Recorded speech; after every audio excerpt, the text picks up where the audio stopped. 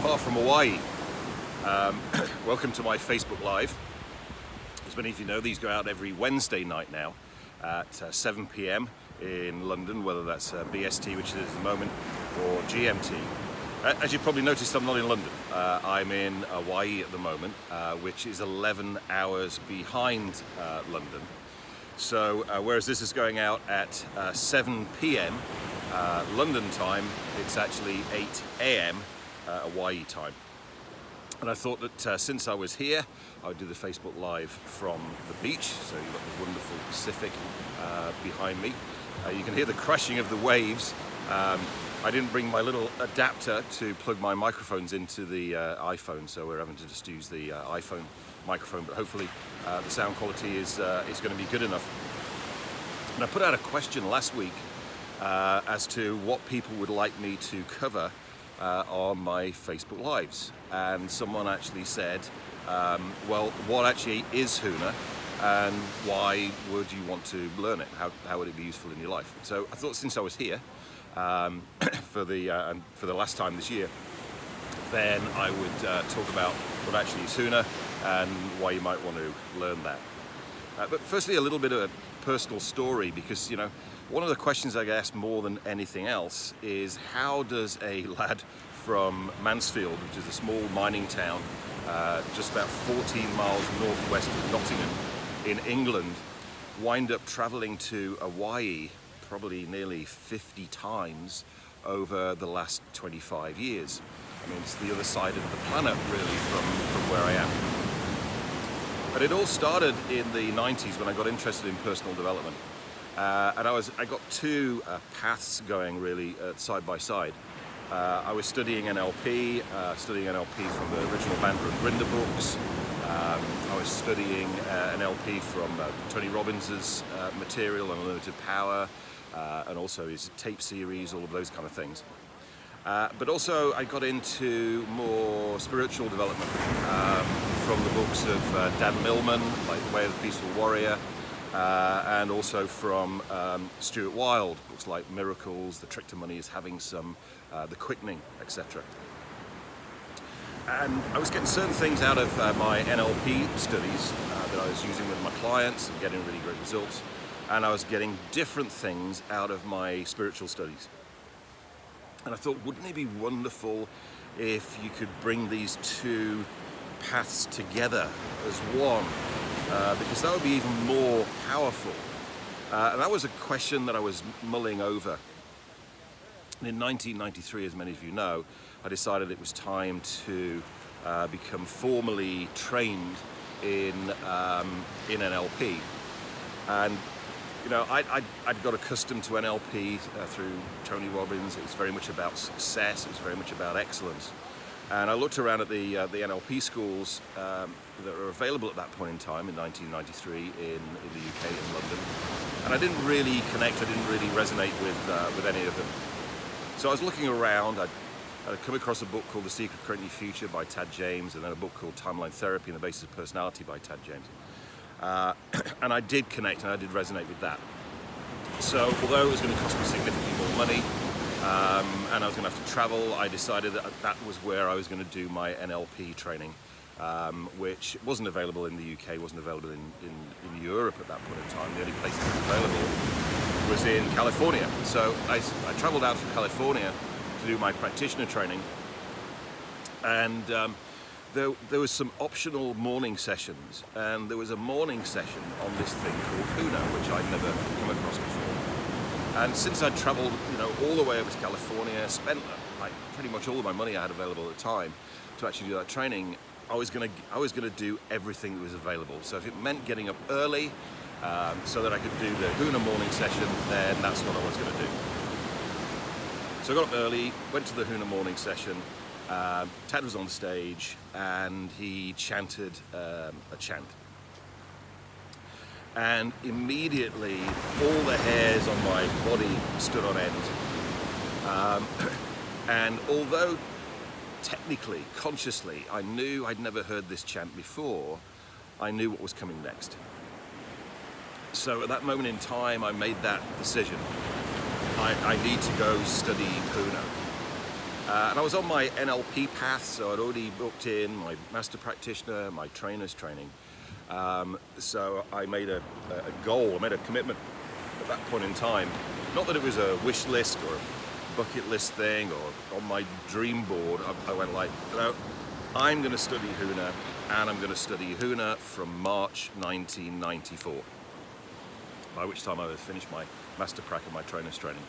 And lo and behold, March 1994, I wound up here in Hawaii, actually in Kona at that point in time. We're a little bit further down the coast at the moment, to study Huna. And to say that that experience changed my life would be an underestimation. In 1997, I was asked to actually teach Huna on the Huna intensives, which I was very, very honoured and delighted to do. And I did that until 2002. In 2002, I went off, did my own things. Some of you may know that with my Wizard Secret trainings in England, in Malta, and Cyprus, which was really bringing together a lot of different disciplines, a lot of different magical systems. But I think it was 2000 and probably 16. Yeah, 2016.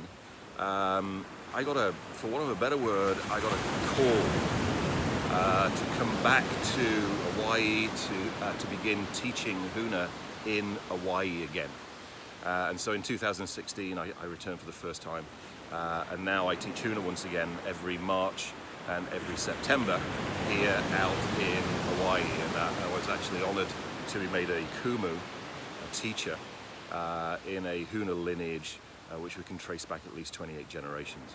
So that's a little bit my personal story, how I come to be here. And it's wonderful. The sun is just beginning to come over the trees here on the beach, which is great. So what is Huna? So Huna is the ancient spiritual teachings of the people of Hawaii. And there's some question as to whether it was actually called Huna or whether it was called something else. One of our mentor in the chants, Uncle George Naopi, said that actually Huna was called Huna, but it was called Huna in secret. And Huna literally does mean that. It means secret, or it means hidden from view.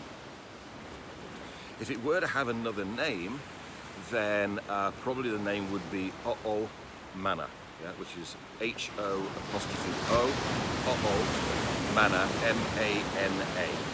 Now, O'o means to make, and mana means energy. Now, if you understand anything about physics, then you know that it's not possible to make energy. Because energy neither disappears or can you create it. Energy is always the same. So if you looked at it literally, to make energy, that doesn't really make sense. So if we looked at it in a more of a symbolic or a metaphorical way, then O'o Mana would mean to empower. And certainly I've found that the teachings of Huna and what I've learned from Huna, what I've learned to do with Huna, probably is some of the most personally empowering material that I've come across.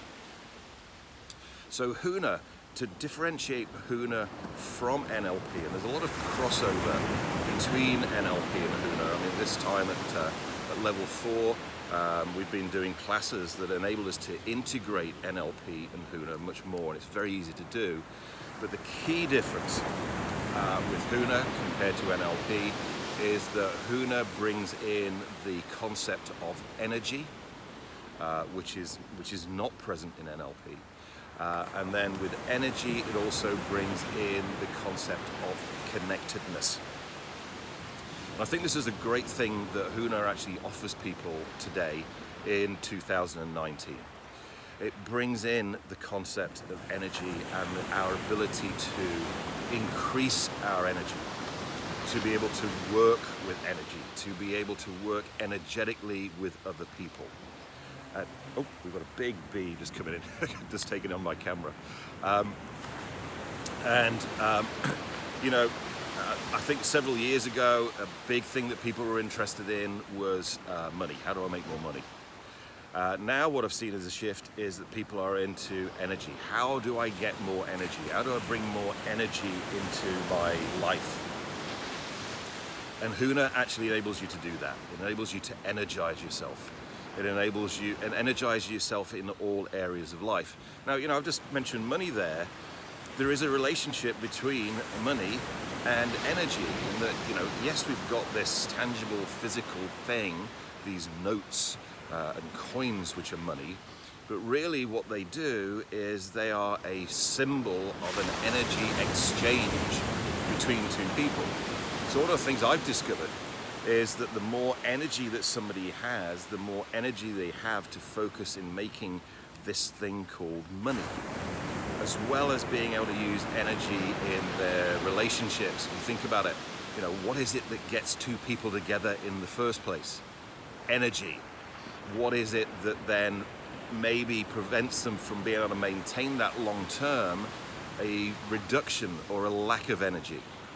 If you looked at energy in health and fitness, the real underlying key thing in wellness, in being well, is how much energy you've got. When somebody's not well, then their energy decreases. If we enable them to increase their energy, then they're able to create wellness again in their body. What's the real reason why people work out and get fit? Yeah, it's so that we can look good, it's so that we can feel good, but we have more energy. So that's the major thing I think that Huna brings to the table, is the idea of energy. But also with that energy, a connectedness. One of the things I've started to see, particularly in the UK, is the death of the high street. The shops are going bust. People are buying online. So the shops were replaced by restaurants.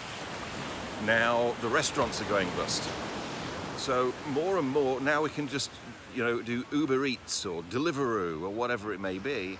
And we don't need to leave our house. We don't need to leave our home anymore to get our groceries, to get our clothes, to buy the things that we want, to get our day-to-day food delivered to us. Which in some ways is great, it's great evolution. But in other ways, we're going to lose connectedness. So one of the things that I'm seeing is, yes, an increase in convenience, but an increase in, a decrease in connectedness with each other. Which means we're going to get an increase in loneliness. And there's a lot of research at the moment going on that the root cause of addictions, whether it be to alcohol, whether it be drugs, whether it be to food, the root cause of it being a lack of connectedness and loneliness. So we're also seeing an increase in that too. So the great thing that Huna brings, as well as energy, is a ability to connect with not only other people, to connect with everything, to connect with the land, to connect with the sea, to connect with our partners, to connect with our family, to truly connect with our friends. And then the other aspect of Huna would be, an important piece would be meditation. And there was a Google survey done, I think it was last year, where they looked at the most successful entrepreneurs in, I guess it was 2017. And every single one of those entrepreneurs put down as a key piece to their success some kind of daily mindfulness process. That could be formal meditation. It could be walking out on the beach and just being with nature, walking in the forest, being with nature, but some form of mindfulness.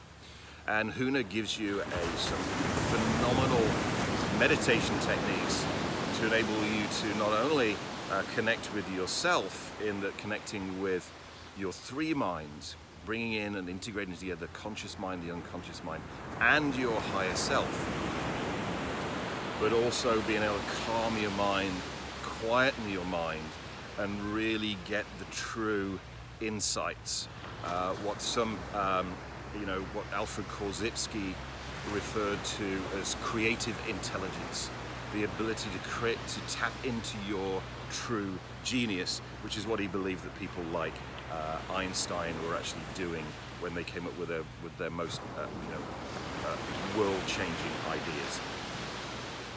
So that's what Huna gives me. This is why I travel to the other side of the planet twice a year, not only to hang out in such a wonderful environment as this, but also to give me the opportunity to share what I've learned from Huna over the last 25 years.